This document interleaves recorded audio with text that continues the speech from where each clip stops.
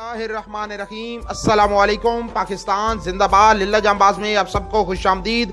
अल्हम्दुलिल्लाह गुज़श्ते रोज़ help trust register के ज़ेर एहतमाम THQ अस्पताल पिंड दादा खान में मरीजों और तीमारदारों में खाने की तकसीम की गई है, जिसका दिया दिया है बरकत अली मुराद साहब ने कुवैत से अपने वालदैन मरहूमैन के साले सवाब के लिए। अल्लाह ताला उनके वालदैन की कामिल बख्शिश अता फरमाए और उनके घर में बरकतें रहमतें अता फरमाए, परेशानियां मुसीबतें बीमारियां दूर अता फरमाए। अभी आपको तमाम एक्टिविटीज दिखाते हैं।